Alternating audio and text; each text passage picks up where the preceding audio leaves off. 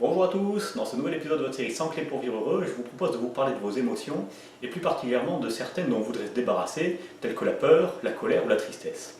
Ce sont des émotions que l'on juge de façon négative et pourtant une émotion n'est ni bonne ni mauvaise, simplement elle a une bonne raison d'exister. Par exemple la peur, tout le monde la connaît, elle nous permet soit de nous immobiliser face à un danger ou au contraire qui nous apporte de l'énergie pour fuir face à un danger. La colère c'est pareil, elle nous apporte une certaine forme d'énergie pour passer à l'attaque, pour transformer une situation que l'on n'arrive pas à accepter, qu'on n'est pas capable d'accepter. Et la tristesse, elle nous permet de surmonter la perte de quelqu'un ou de quelque chose. Ça peut même être un animal, ça peut être une situation qu'on a vécue ou qu'on aurait projetée. C'est vraiment une émotion qui permet complètement de se relâcher de ces tensions internes, de les extérioriser complètement, d'aller beaucoup mieux après. Et des fois ce qui arrive, c'est que ces émotions ne sont pas utilisées à bon escient. Par exemple, une personne qui va perdre un être cher peut se retrouver dans la colère. Alors elle va projeter sa colère contre, je sais pas, contre les médecins, contre l'hôpital, contre la société, peut-être qu'elle en veut à tout le monde dans ce moment-là, parce que c'est une situation qu'elle n'arrivait pas à accepter, qu'elle voudrait faire changer, sauf que ce n'est pas possible puisque la personne est décédée. Donc elle se retrouve dans la colère. Mais en fait, ce dont a besoin la personne, c'est d'être apaisée. Et pour être apaisée, il faut absolument qu'elle passe par la tristesse.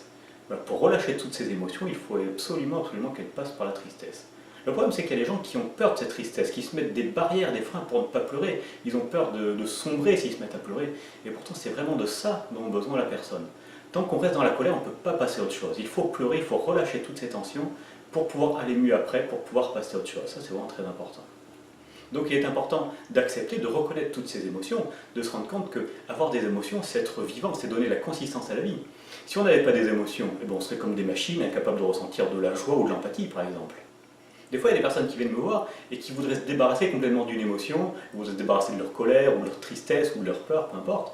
Mais premièrement, se débarrasser d'une émotion, ça correspond un petit peu à se débarrasser d'une partie de soi-même.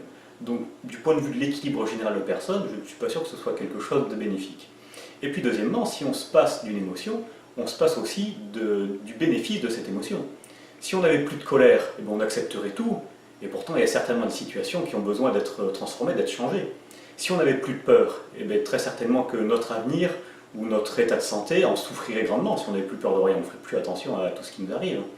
Donc vraiment, c'est important d'accepter ces émotions, de les reconnaître, de les vivre, mais à l'inverse, il ne faut pas que notre vie soit dictée par nos émotions.